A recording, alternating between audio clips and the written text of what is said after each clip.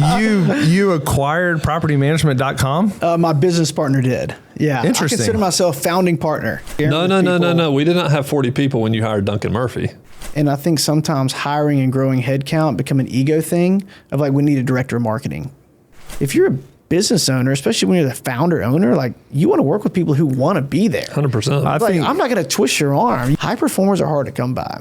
And when you find one, you got to get them.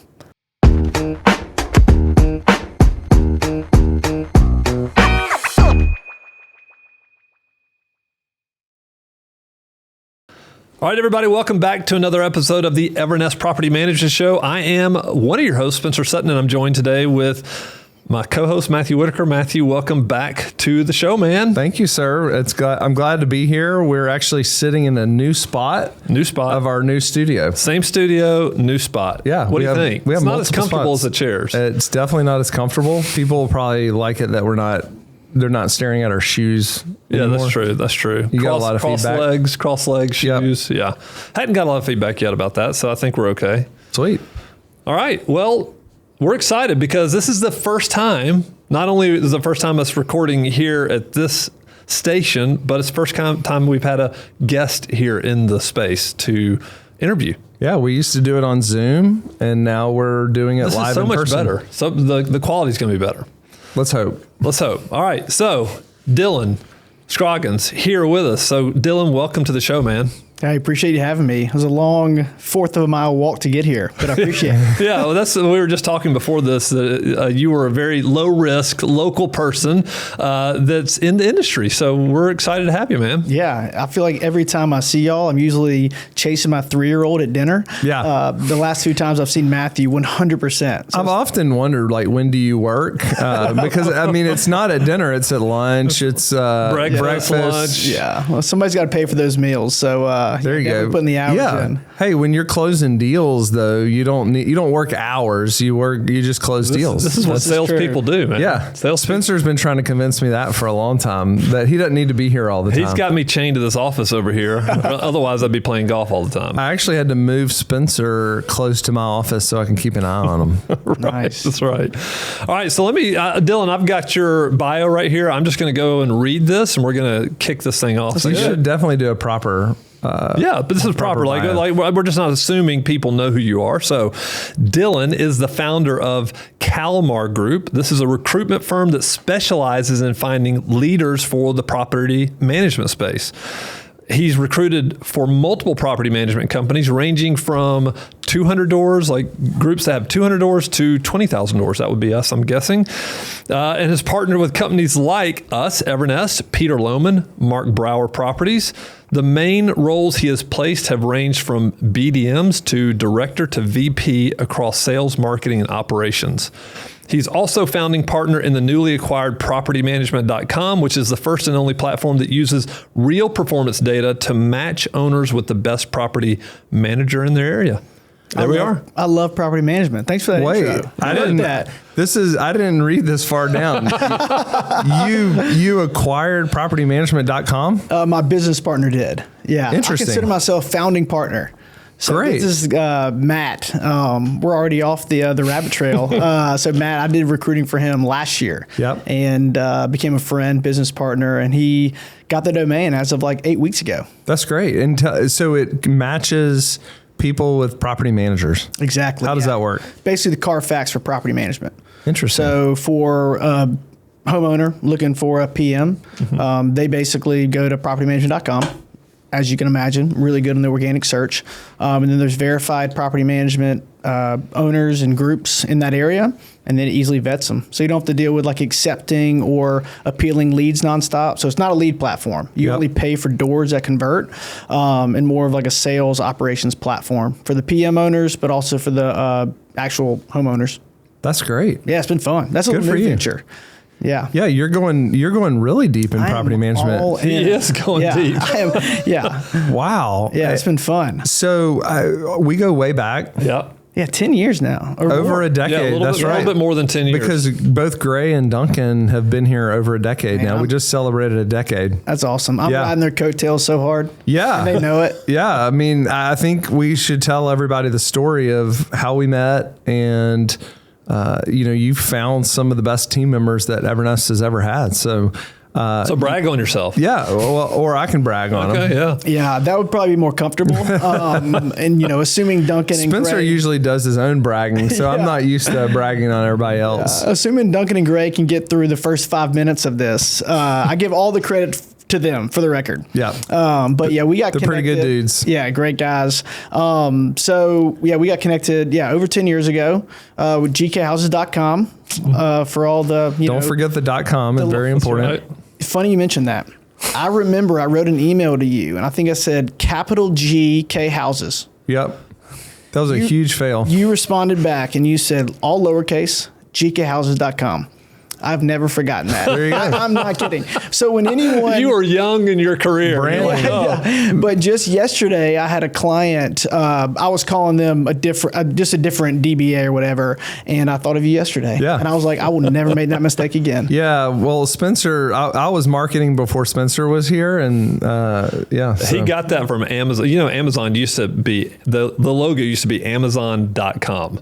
And so he just thought gkhouses.com. And then Nick Goudreau finally came and he goes, I think we can drop the .com. Yeah. People knew we had a website at that point. Everybody's got a website at this point. Yeah. So I think y'all had 40 people. Because I distinctly remember sharing with people. No. We did not have 40 people when you hired Duncan Murphy. Duncan was before Gray by maybe 6-8 months. Yeah, he was in March. It was less than that. I bet March, it was more he was like in March of 2015. And the role was team lead. Yep. And Future team leader. We were only in Future team Birmingham. lead, We were only in yeah. Birmingham, and we probably had how many people on staff? 40 may be right, but I don't know. Maybe I would have guessed like 20 or 25 at the time. Yeah. Well, I distinctly remember part of my pitch and my story in recruiting folks was come join a leader development company that just happens to do property management. Perfect. I thought that hook was so good. Yeah. And then and I probably stole it from one of you too. Well, it worked, didn't it? Well, the whole story was, hey, come learn the business for 18 months, 2 years. We're going to go parachute you to another market, and then sky's the limit. And the crazy thing is that happened with That actually worked out. Yeah, it actually worked out. It worked out. I always tell the story when I was telling Gray, like, we're going to open all these markets. We're going to have all these offices. You're going to go run one for us one day. I was like, I don't know if I even believe my own story here. And sure enough, it worked out. Thank goodness. Well, I do miss your old office space, though. I drive by there all the time. I do too. It was a great place. It was so bad that it took them a whole year to re-rent it.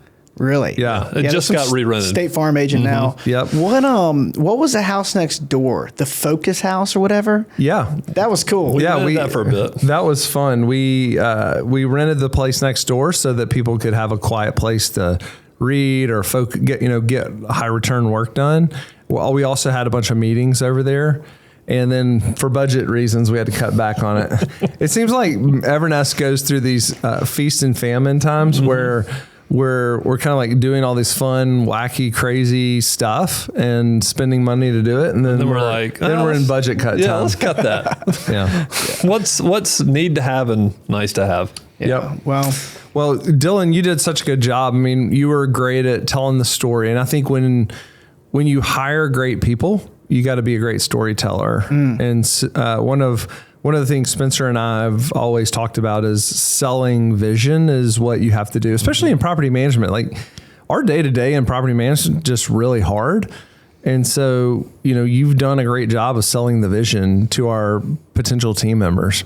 yeah, appreciate that. You weren't like focused on property management back when you found Duncan and Gray and over the past several years. Why what led you back to kind of focusing on property management?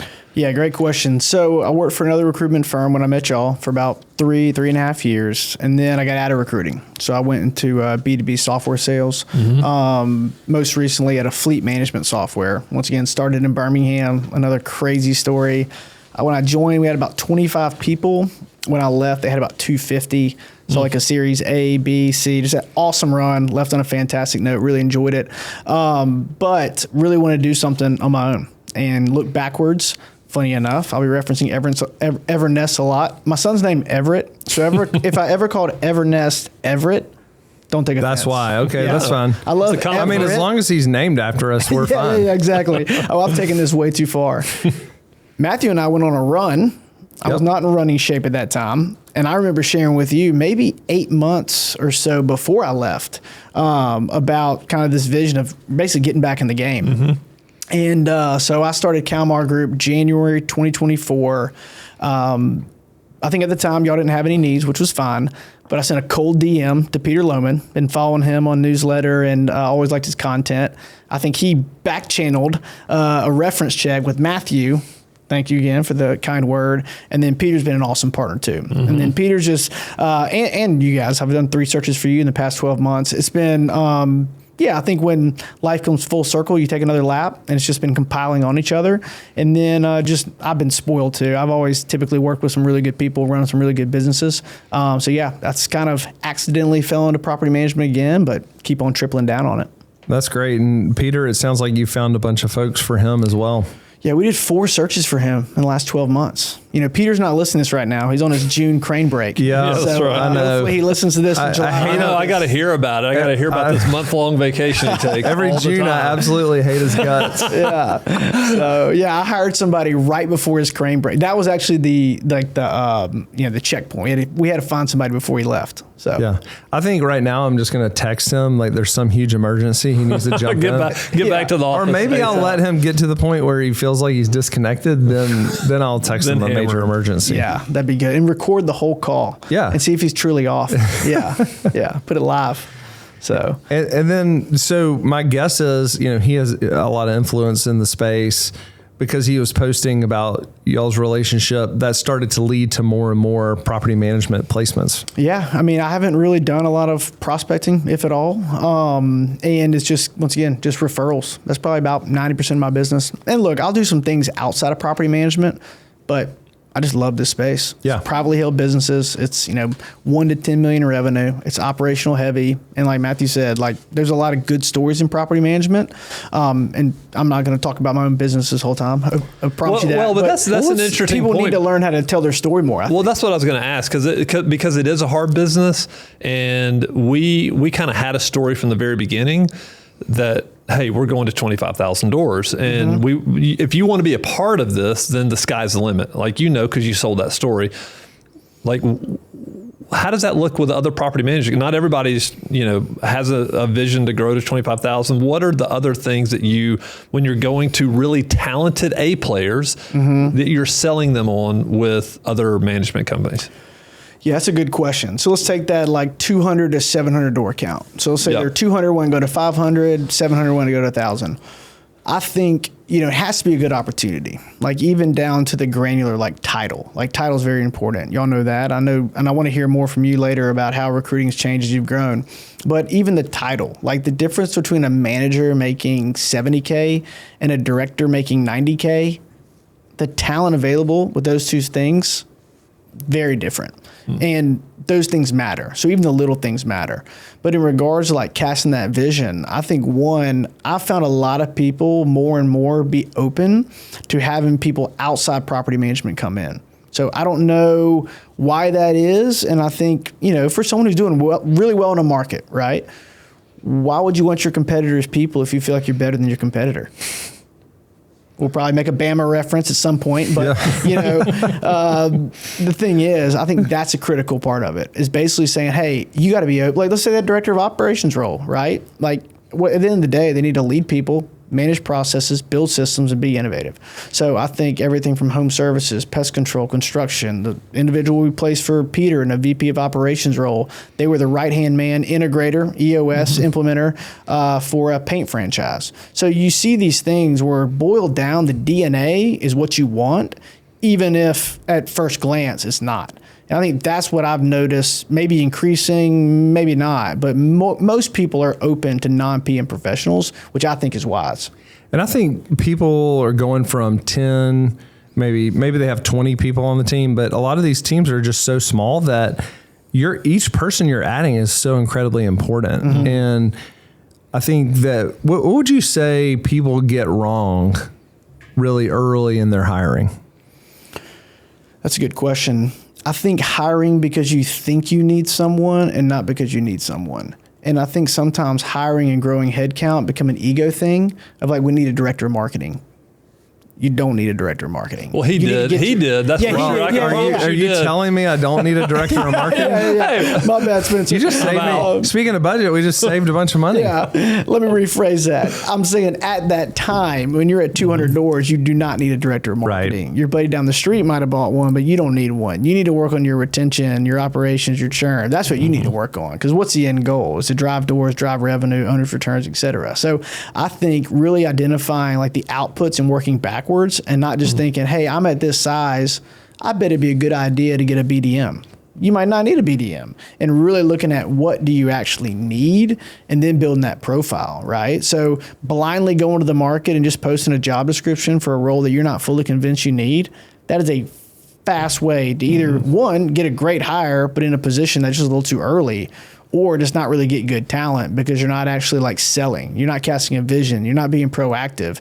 You're just kind of getting an idea. You're posting a job. And then, you know, if things work out, it might not work out when you've got somebody you don't really need. I think this is one of the biggest questions I get when I go to NARPM events or whatever. People will ask, how do I know when I need somebody? Like when do I need the BDM, or when do I know I need to add an additional property manager or have somebody in a director role? How do you talk to owners about that? I mean, even for me, I'm looking to hire somebody. It's painstaking. It's hard. This is my baby. Even for propertymanagement.com, we're gonna be doing a lot of hiring this year. So it's always painful. But I think when the pain, I don't know, I feel like it's an intrinsic thing. Like, you know you need it, but there's sometimes an event, a day, a week where you're like, okay, this is happening. This is it. Yeah, right. This is happening. So I don't think it's a math equation. I think it's more of a science. But once you commit to it, you got to do it. And I think most people, once they make the hire, they don't regret it. In regards to, they might regret the person, but once you kind of get on that track and you're like, I got to get this, typically people follow through. So when people get started, I think they hire their network, right? Like that's how it was with me. I was just hiring people in my network. And at some point the business outgrows your network and you need to start hiring people outside. I mean, one of the challenges I had is I had never really interviewed anybody before. So that's like a terrifying thing to say, I don't even know what I'm looking for. I'd be curious your advice for if you've never interviewed somebody or you're really brand new to interviewing, what are some things that people can do to increase the likelihood that they're finding the right person? Yeah, great question. You see how he says great question after all mine? He didn't say it once for me. Oh, wow. He's like, oh, that's an easy like, one. I'll let my 3-year-old answer yours while I answer all Matthew's. Do I have to answer this? Yep. Oh, that's funny. Well, first off, do y'all still use the grinder? We do. Yeah, some function of it. Yeah. Can we get a downloadable PDF in the show notes for that? Yeah. Well, actually, one of the recruiters asked me to tell the story of why did y'all call it the grinder? She slacked me today. Really? And I was like, yeah, I'll tell you why. We do need to tell that. Well, do we tell it right now? I think we can tell the quick version of it. Why not? So Spencer and I used to do a ton of interviewing together. In fact, we probably interviewed, I would imagine, Duncan and Gray. And we got to the point where we were so good at the phone interview, we could tell almost immediately if somebody was going to make it or not. But we kind of gamified it a little bit, and we were using Slack at the time. And we basically said, whenever the person's head exploded, that was when somebody failed the interview, we called it their head exploding. And we knew it right when it happened. And it was like very obvious when it happened. And so we said our phone interview is like a meat grinder, and it makes their head explode. And so that's where we came up with the grinder. Well, I didn't tell Caitlin that. This is what I told Caitlin. Which is you gave her a G-rated version of that? No. I just said when Matthew and I were interviewing, there were periods where we were interviewing people for 3 hours on a face-to-face and literally grinding them down. It was just the grinding. We kept asking questions. And then eventually at some point within that 3 hours, they maybe crushed the first half of it. Second half or the last hour, they just start wilting and they just fall off the face of the earth. all their sins start to come out. It's like very obvious they're not the right person. I mean, and so one guy just grinded them down to nothing. Literally, Spencer left because he had to go to maybe a basketball game or whatever, and he left, and it was in a great spot. And I kept going for another probably hour, maybe 90 minutes, and the guy just unloaded all this stuff about all this fraud, and I was just like, oh my gosh, like if we had left only 2.5 hours in, we would have missed all that. That's right. Because I remember reaching back out to you, hey, and you were like, actually, it ended really poorly. It did not go well. Wow. Okay. Oh man. Yeah, all right. So thanks for asking us questions. We love to talk, but why don't you? This is great. You answer. Just curious how people should think about. I've never interviewed before. I've only done it a little bit. Like, how do I get good fast? So let me back up a little bit. So even the semantics, right? Like we're talking a lot about hiring now. I think for the purpose of this conversation, I think to really hire well, you have to recruit well. And what I mean by that is to go farther upstream, right? Because I think a lot of times people think recruiting is just a part of hiring, but I would argue that they're two separate motions of your business. And I think it starts at the top with the leadership to ABC, always be recruiting. But I do think that's important to call out because you can have the best interview process in the world, industry standard, have it really clean, crisp, everything. But if you're not interviewing people that you can see yourself hiring, you're either wasting your time or it's not really as efficient. Mm-hmm. So just a caveat there, like if you recruit really, really good, I'm under the impression that interviewing kind of takes care of itself. But for the purpose of the immediate question, I'm a big fan of top grading, which I think the Grinder probably borrowed a lot of that. Did you ever get a chance? We didn't borrow it. We stole it. Stole it. Gotcha. Mm-hmm. I did connect with him, by the way. He's great. Yeah, he's fantastic. Yeah. You were kind enough to introduce me to Randy. Randy Street, who wrote the book the best book in hiring, by far the best book. And if people haven't read that book changed our life. Put in the show notes. We're going to give Randy 5 to 50 books. We do. Well, listen, anytime we talk about hiring, we talk about who. I tell if someone asks me, I look at recruiting, especially the beginning. I used to be a caddy here in Birmingham. Best job I ever had, including the one I got now when I was in college. And the rule of caddying, when you're reading putts, read every putt, but only say the read if they ask. See what I'm saying? So you read it, but if Frank doesn't want you to know, if he doesn't want to know, he's not going to ask you. But if he asks you, you got to be ready. Right. So I try to be dealer's choice, when people have set interview processes. But if they ask me, hey, what is the best interview process? I always say top grading. And for those who don't know top grading, like it's as simple or as complex as you want it to be. It's really about just digging deep, and asking people, hey, what's the first one? Your strengths, but not stopping at like 3. You dig deep till it's awkward. If it's not awkward, you're not doing so what are your career goals? What are your career goals? What are you good at professionally, or what are you good at? And then we tell them, hey, we want you to brag. Like, give me the longest list you can. Name everything. Don't worry. We don't this is your time to shine. And the next one is, what are you not good at or not interested in doing professionally? We also want a long list, and that's where people fail. Yeah. A lot of people. Because if you stop at 3, you're not getting the good stuff. You got to get to 8, 9, 10. If they're not adjusting their chair, then you're not having a good interview. And then the same thing about when we call your references, how would they grade your performance on a scale of 1 to 10? So even the little change there, not if we call your references, but when we call your the language change. The truth serum. They go, uh-oh. You want to know why that's the best book on hiring? Just like little things like that. Yeah, they've thought about all these things. Yeah, it's very intentional, and I think it's helpful. And look, sometimes I take on some of those interviewing responsibilities, but for the most part, like my main goal in recruiting is like tip of the spear sales and like hunting, kind of bringing in those people. But it's typically the company's doing the actual interviewing and, of course, hiring. Yeah, and the thing I kept thinking was, why would I recreate this? Like, people have been hiring for years. Mm-hmm. This is like clearly a system that people use and have used it successfully. Mm-hmm. Read the book. We just followed it verbatim, word for word. Now, we've changed it over the years. The big challenge that we've started to have is, how do you scale it, right? Mm-hmm. We're hiring dozens of people at a time, and the whole organization needs to be really good at interviewing. And so that's our biggest challenge right now, is how do we get the right people interviewing and making the right decisions? Yeah, that's the thing too. It's like you can be bad at interviewing. For sure. I mean, there are people that they have rose-colored glasses. They think everyone's awesome. And there's also some people who are hypercritical, and they're looking for this perfect candidate. It doesn't exist. So I think there's got to be some sort of,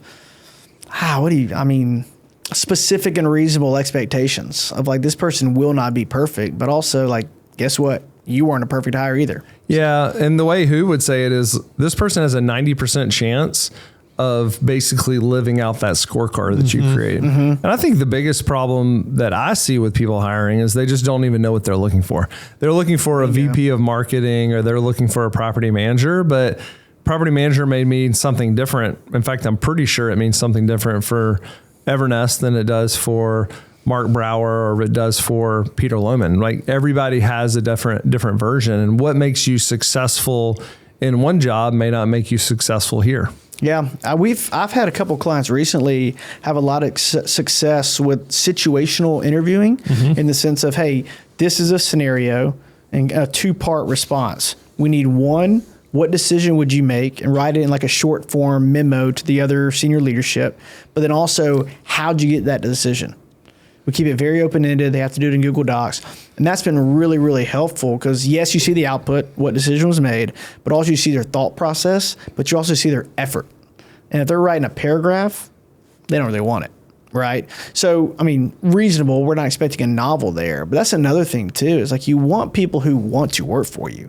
And I think sometimes candidates try to be too cool or hold their cards too tight. But if you're a business owner, especially when you're the founder owner, like, you want to work with people who want to be there. 100%. I'm not going to twist your arm. You want to be a part of this or not? And like, going back to the challenge, like, we're going to 25,000 doors with you or without you. Do you want to be a part of it? And there's a swagger there that I think people do respond well to, and the people you don't want, they're not going to want to be a part of it. Yeah, I think there's kind of both sides of that. What I have found is very much, hey, we're going to 25,000 or 250,000 doors with or without you, but we really want you on the team, Dylan, right? Yeah, like, it's going to be a lot easier if you're here, but we're going to do it either way. And I do think, I haven't played Evernest cards close to the vest. I want to say I gush over people, and I've found that works to hire them. Like, people want to be recruited. I want to be recruited, right? And when you say, hey, we really want you to come here, we really want you to be a part of the team. We're going to get there either way, because we'll find somebody else. But man, we see you adding value here. We see you adding value here.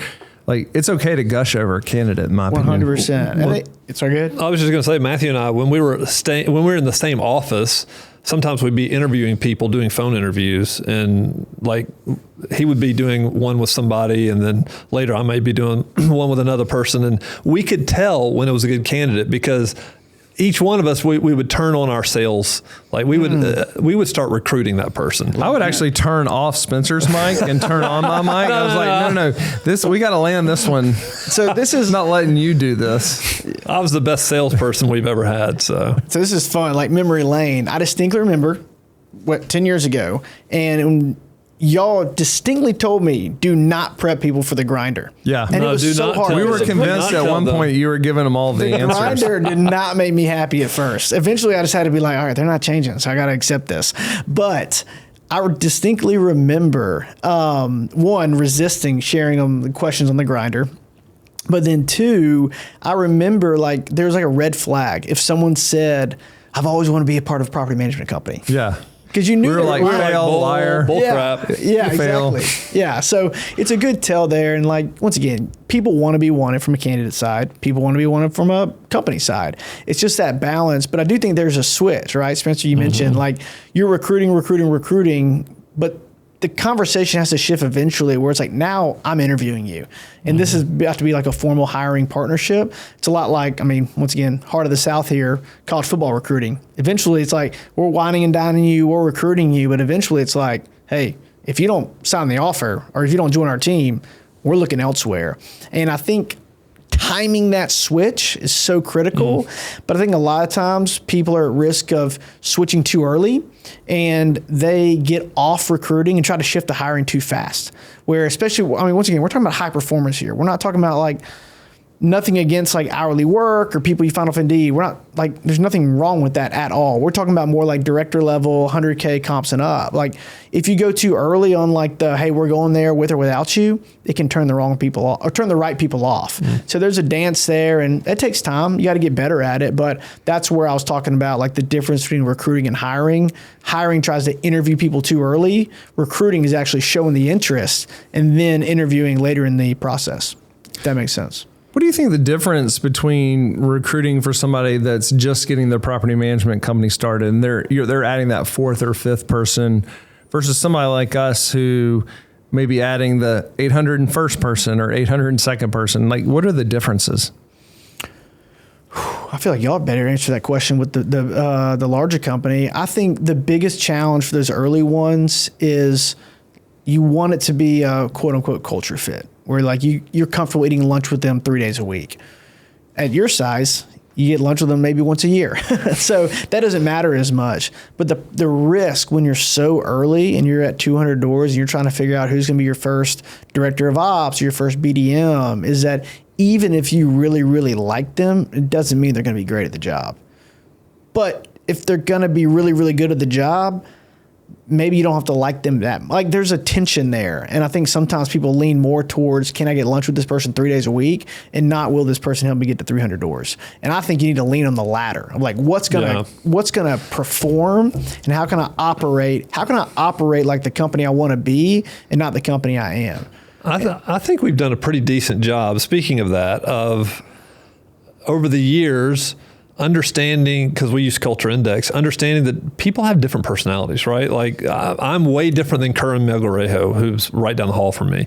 Curran and I do not hang out every weekend, right? We don't have to do that, but I 100% respect what he does and brings to the team. So I'm okay if it's not like, hey, we're going to be buddy-buddy, because they're going to help us win. And so I think that's a really good, thought you have there. Like hire for the performance. Like you want the A player who can help you get to whatever goal that is for you. And I got bad news. This just in. Sometimes you have to pay up for the A player.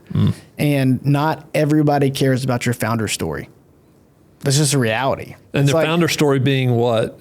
Being like, hey, I ate rice and beans for 5 years while we were getting rice. this thing. You had rice and beans? I just had rice. Yeah. So, I mean, what I mean by that is that when you grow, like people just don't care. Like high performers, what's in it for them? There's nothing wrong with that. Like you get to a certain size and they're saying, hey, like I'm going to give you all. And I'm very good about my job, very good at my job. But like, I'm not here to like not get paid. Yeah. And I think with property management, going back to the industry, like once again, I've been spoiled. I've worked with some really great partners who know they have to pay up for talent. And sometimes it gets to the end and it's like, that's that $5K more. That's the hardest to pay. That should be the easiest. Yeah. Like, if you found the right person. If you found the right person and you know it's them, like pony up. We call it the Willy Wonka offer. Is right at the finish line. You kind of have like the golden, golden ticket. And there's like a portion of your offer that you've never mentioned. And that's the one that gets them over the line. So it's kind of cool. Not all clients do it. But I've heard of property management groups even recently, like they give director and kind of senior director or whatever like it is in their chart, like opportunity to buy into deals and things like that. So they're not giving them equity, but they're giving them the opportunity to buy in a real estate deal. So there's little like creative things that you can do that find out what matters to them. But high performers are hard to come by. And when you find one, you got to get them. So I think that's a critical thing of just maybe it's not always loosening the pocketbooks, but find out what is important to that high performer, evaluating whether you can do it. And if that's what it's going to take to get them, then do it. What do you see when you're talking about A players, high performers, and you've been hiring them, these director VP roles for PMs now? What's one thing that you see in these people? Like what's one characteristic of a high performer A player? Yeah, great question. I say great question. Hey, I got a great question. Yeah. Here we go. They see past the property management. Yeah.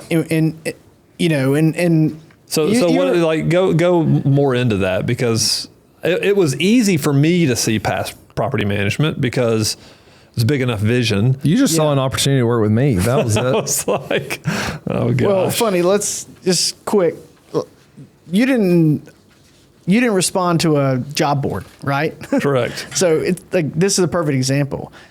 I mean, this is a little bit of a rabbit trail, but if you're only depending on job boards to find the talent that's going to help you get to the next level, it's a fool's errand. It does work. Don't get me wrong. Like the job board, the friend network, I like to say a lot of people, they post, they ping, they procrastinate. They post a job, they ping their friends, they procrastinate and just kick the can. The problem is that if you post cluttered, a lot of applicants and go post a job right now, 85% of the people, like completely unqualified. You ping your friends and family, but your best friend's cousin's sister's boyfriend might not be the best director of operations. It's just got too close. I don't want to interview those people either. Yeah. Because you know you're going to say no. You say no. Yeah. They reach out. I mean, I still get people reaching out today. Like, hey, my friend, uncle, great guy, applied for the such and such role in St. Louis. And I'm like, oh, okay. Yeah. Great. But if that's like your plan and your process, like it's just not going to work. So like even us talking, like we got the grinder, we got we got Culture Index, like we could camp out there for 30 minutes. You have things in place. And I think that's the biggest challenge for those younger PMs. Younger PM companies are smaller. When you're at 200 doors, you don't have your process. And eventually you have to choose a process. And I'm not saying it's going to be the perfect process because there's no such thing, but you have to commit to something, especially if you want to scale and have other people interviewing. I think that's the hardest thing. They still go off feel. They say, hey, that phone call is really good. I like this on their resume. I've heard of that company. Let's hire them. But it's not a process. And until you can really define a process and stick to it, despite your emotions and behavior and feelings, then you're onto something. And what got you here will not get you there. And the process is everything. And that's where, once again, like I try to come along, kind of help them with that process tailored to them. But whether or not anyone uses the recruiter, which most people won't, if you don't have a process, you're not going to scale. Yeah, I think it's interesting because I think when you're a smaller PM company, maybe the advantage you have is that, and the reason you should be listening to Dylan here and figuring out your process is because you feel the pain of that bad hire. Mm-hmm. It's very close to you because you're in the same office and they're taking over very important roles. And if it doesn't work out, sometimes you have to step back in. I'm sure you had to step back in to being a PM at certain points, right, Matthew? And so now we're not as close to hires from around the country, so we don't feel that pain. But these people that are hiring that first BDM, it's expensive. It's expensive to get somebody up and train them and get them ready and set them loose. For 3 months later, they're gone. Yeah, I'm doing a couple BDM searches right now, and that's a base plus commission role, and it's a tough one. Yeah. Very brass tack practical. Speaking to that 200 to 500 door company. One of the best processes I've seen just from a pure hiring is that, and these are small tweaks to a pretty standard process, is the first touch with the candidate. Video interview, 20 to 30 minutes. All right. Why do we say 20 to 30? If it's not going good, make it 15. Don't say 30. Make it 3. We cut them short. We cut them way short. I had somebody on my team that was like, we did an hour-long interview and we knew 10 minutes in. I'm like, brutal. Cut it off. Brutal. Just say, look, it's like, it is literally 1 minute of uncomfortableness. And it's uncomfortable for the candidate. Yeah. But you get 45 minutes back. Life is short. Oh, my gosh. Spencer and I did that a bunch of times. We would cut it off. And we would, if we were even in the same room, we'd just be like, hey, no more questions. And just do our hand. We're not going to ask them about what their boss would say about them. We just skip questions. Yeah, and they know it. So and it's okay. Doing them a favor. Yeah, it's okay. And it's okay because it wouldn't be fun for them to work here, and it wouldn't be. It's it's as much for them as it is for us. We had one candidate one time. This may have happened more than once, but I know it happened at least once. We said, what are your career goals? And they were like, bit, and then they just hung up the phone. I thought we got disconnected. So I called the candidate back, and they didn't answer. So we assumed that they just fumbled around and hung up on us, gave up. But I was so thankful. I was so thankful because that saved us some time from having to tell them money. Yeah, for sure. just to finish that thought real quick, but the first one being a video interview, I think is critical. There's a lot of people that might be good on the phone, but the video is all about seeing the professionalism too. And a caveat there, I know who would take an interview in a car. Well, a high performer who's busy at work, like, they might have taken it from the car. I don't mind car interviews. I don't mind at all. And I tell clients all the time, I said, you got to be okay with them doing it in the car because they're doing their best. So first interview, 20 to 30 minutes, video interview in the car. Next one, on site. Get them on site as soon as possible. You can tell a lot by being with somebody in person. Correct. 45 minutes to an hour. Yeah. If it's going bad, cut it off. Yeah. If it's going great, take it to an hour 15. And the last step, which I like a lot, and this is, maybe you had brief interaction with them via email, or you've worked with a recruiter, or you're working with someone on your team who like had little email communication beforehand to see their professionalism, whatever. But I like the final step is owner to candidate, no matter the role. Like, well, we're talking more like director, VP, and it's like a 30-minute coffee. And that's where you cast the vision. Mm-hmm. I mean, I like it even detailed. Well, hey, meet me at the office. Let's walk to the coffee shop. Let's walk back. It's kind of hard to do in Birmingham in the summer. But you close it on the walk back. Like, that is the ideal scenario. Video interview, hour 15 in person, coffee, quick coffee with the owner to cast the vision, give the challenge. And then on the way back to the car, you close the deal. You got that offer letter written up. Boom. DocuSign by the end of the day. Give them 48 hours. Sign. Done. So once again, that's a process. Most people don't have that process. And I think just having these really simple frameworks can really help people just have the relief and just increase their chance to get high performers. And I actually publicly disagreed with you on LinkedIn. I wonder how many it drove a bunch of engagement. So I was curious how many. Yeah, I didn't know how many people were just sucking up to you. Well, how many total number how many total number of views you got as a result of it? Yeah, but, what was that again? Well, you just said, "Hey, 2 weeks is enough," and I said, "No, 2 weeks is basically a notice period." And what I pushed back on, no. I was like, "Man, if they're a high performer, it may take as much as a month to get them worked out of the job." He's coming at it from the recruiting standpoint. Yeah, he's like trying to get check. He wants people in there. Yeah. Well, I have had that happen once this year, where someone signed the offer letter, put their 2 week notice in. There was like some PTO change, whatever. Their company begged them to stay for 4 weeks. Week 3.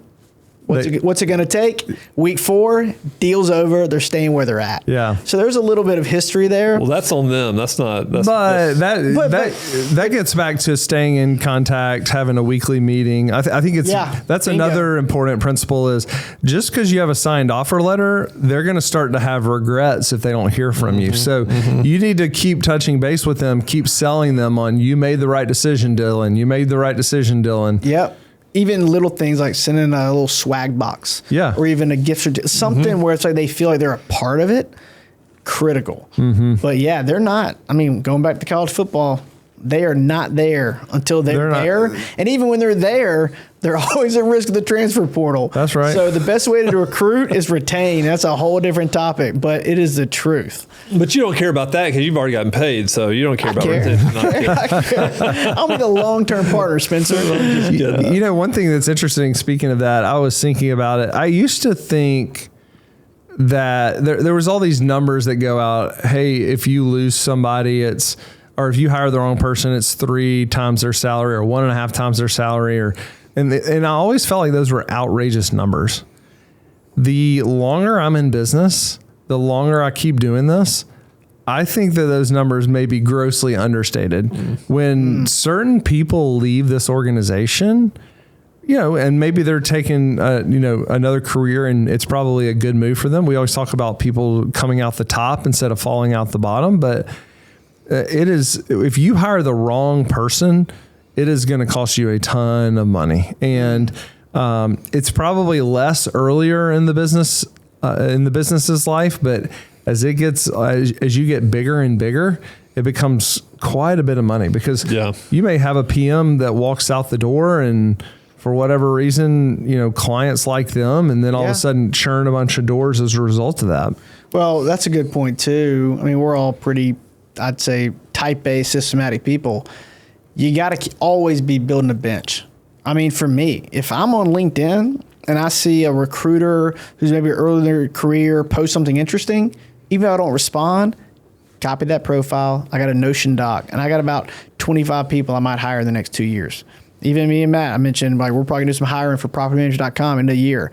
I'm already kind of like got my ear to the ground on some potential AEs, things like that. So building that bench, quick text, lunch here, like those things add up. And the reality is, like most things, there's not a lot of people doing that. That's right. That's right. And also in property management, especially if you're in a smaller market, you have a great experience with somebody like in home services or something. Once again, not identical, but adjacent market.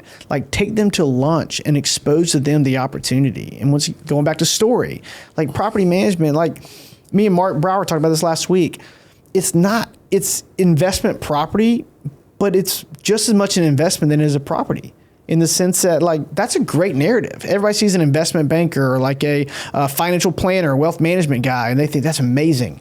And they hear property management, no offense to the industry, and they think of turning wrenches and a washer catching on fire. Why is that? They're both investment vehicles, but one is different than the other, but they're very similar. So when you can position that as, hey, we work with investment properties, but really we manage people's wealth. We're a wealth management company that happens to put them in vehicles of properties. You can work on that marketing wise. Right. That's a way different vision. Sure. Right. So I think that's really powerful. And just once again, like there is a lot of, innovation too. I had no idea. I knew y'all had a big international team just because I knew you, but I just thought they all were, just forward thinking, innovative people. I didn't realize how popular like RTMs and global talent and with AI, like what, Peter and Wolfgang are always talking about.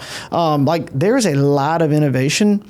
There's a lot of like global talent. There are a lot of things in property management that I think people on the inside know, like, of course we do that. But I'm telling you, from the outside, people do not know just how innovative this space is. When I was recruiting for Peter, I used to say he's a software company that happens to do property management. He's got everything running through Airtable and Notion and all this stuff. People don't know that unless you tell them.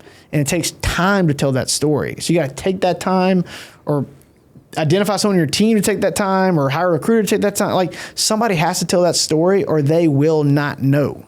That's right. Well, you were the storyteller for many, many years for us. Yeah. I mean, I can remember when we would be on an interview, you kind of mentioned this earlier, when somebody was really performing well in the interview, we would sit up in our chair and be like, hey, we got to sell this person on coming to work with us now. We felt like we were on the interview seat. And my keys for hiring have always been, hire hell yeah, right? Don't just hire a yes and settle for. They're pretty good. They're pretty good. Yeah, don't even let somebody do the next round if they're not a hell yeah. Like if it's not a hell yeah, it's a hell no.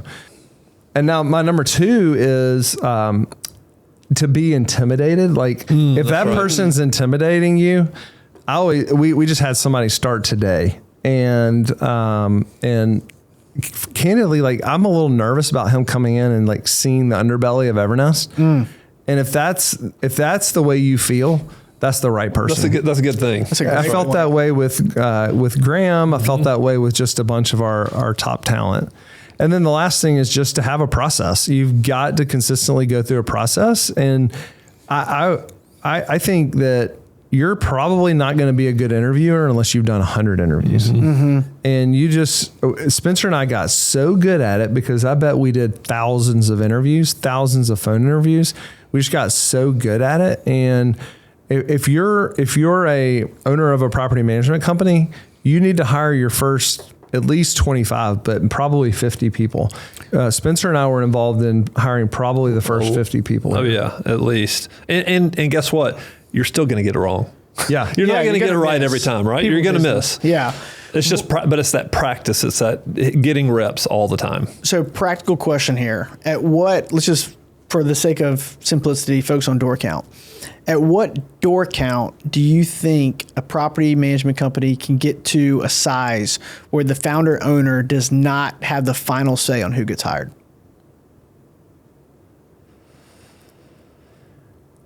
Well, I think it's at least the first 50 people.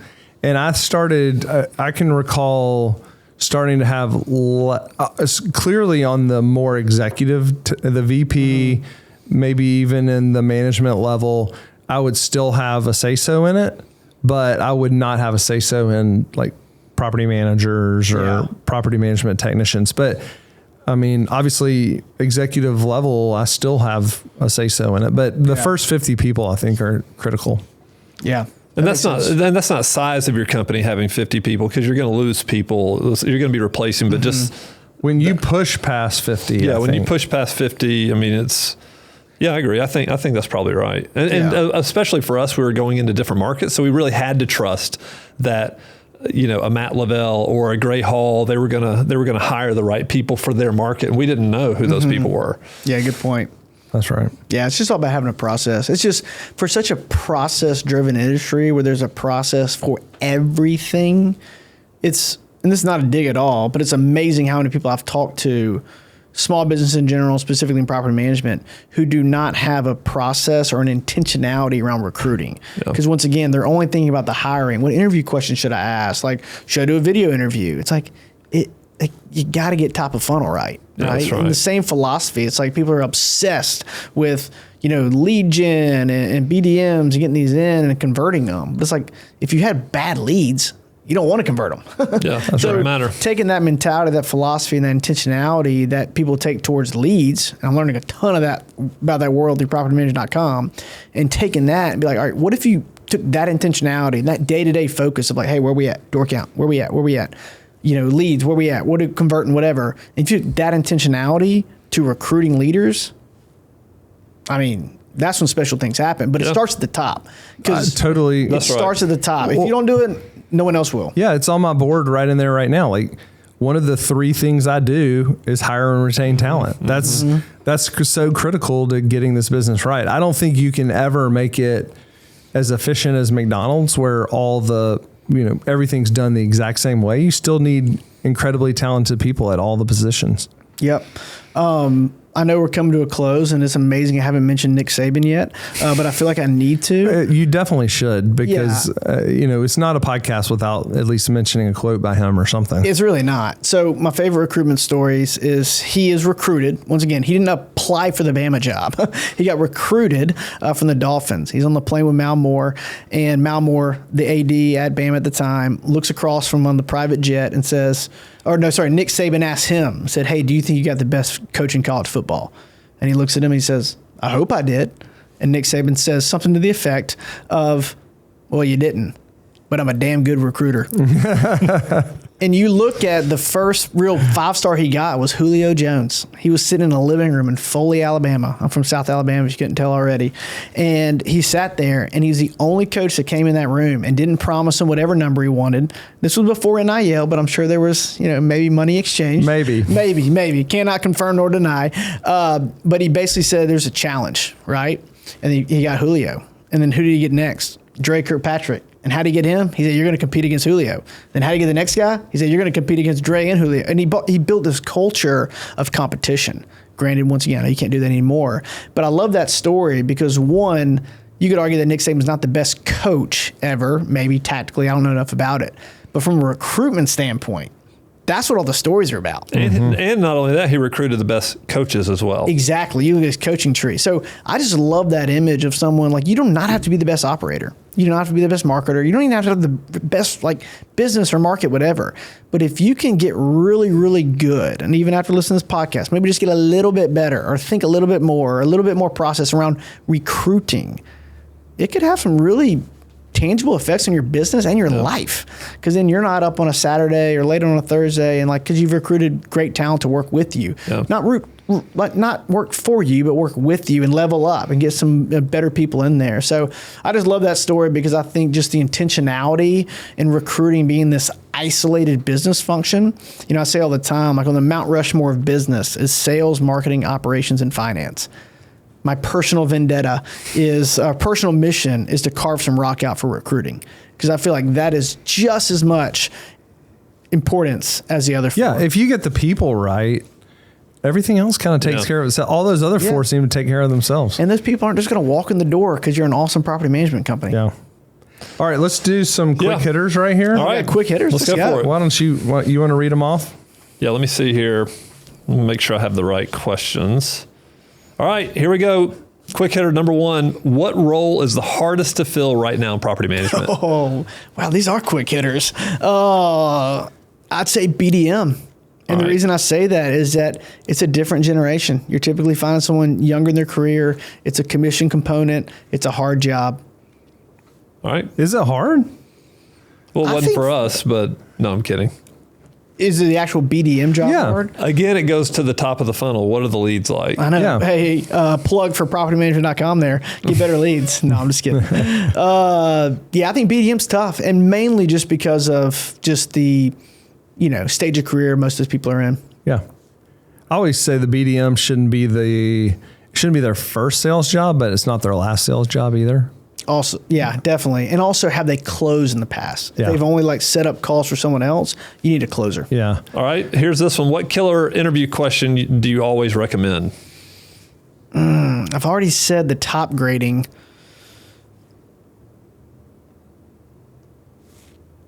That's a tough one. Man, we can edit some of this silence. Give me we only edit our silence out. We don't edit yours. So we're keeping all your awkward silence. If we look dumb, we cut that right out. It goes right on the floor. It's more contemplative. Man, I would say it's hard to get a good answer out of the weaknesses question. So I don't have a good answer for that one. Okay, all right. That best book or resource for anyone hiring a leadership team. We've already said who, so you can't say who. Ooh, okay. And I can't mention Saban biography, so that's 2 we've already mentioned. Best book or resource for anyone hiring a leadership team. I got it. Who Not How. Dan Sullivan, Ben Hardy. Yep. Oh, love that book. Incredible. I mail it to people all the time. Yep. Awesome. Okay, last one. Worst reason to hire someone. Because your friend did, and you think because they got a director of marketing, you need one. No offense to director of marketing. No, well, I mean, he clearly needed one. I've actually got the worst. It's like Spencer needed a job, so I hired him. That's the worst reason. And now I've been stuck. And it was the best decision. Been stuck with him for over a decade. Just trolling. Well, this is great, Dylan. Thanks so much for coming in. Yeah, can you believe that was almost an hour? Can you believe it's been 10 years since I first started recruiting for y'all? No, over 10? No, it's hard to believe. It's Time really, flies. it has. And I was actually telling my kids, my daughter said, "How many team members do you have now?" And I was like, about 800, and that just blew her mind. She was like, "What? Dad, what do you do again?" I remember it was just you and Brian Miles. She's like, "I know you way too well for 800 people to be they working only with knew you." what I knew. Yeah. Well, I'm eating dinner with the fam tonight at Social Taco. So I know Matthew thinks I never work, but maybe I'll see y'all tonight. That's great. All right. Yeah. Well, Dylan, before we go, how can people get in touch with you? Yeah, great question. So always thecalmargroup.com, but I have a specific property management page. So I know you are teasing me about a long URL earlier. Maybe I need to talk to my website guy. But thecalmargroup.com, KALMAR group.com /property management. It's property-management. Property-management. I definitely need to talk to my website guy. Why don't you just go PM? Just Google PM. search I'm going to change about that. PM? I got a meeting with him in June, so we'll change that. So yeah, just search Calmar Group. There I am. Pretty active on LinkedIn, and then I know not a lot of folks are on Twitter, but I'm there at the SMB Recruiter. That's awesome. All right, Dylan. Thanks, man. Cool. Appreciate it, guys. All right, everybody. That's it for this episode of the Evernest Property Management Show. We'll be back next week with another episode.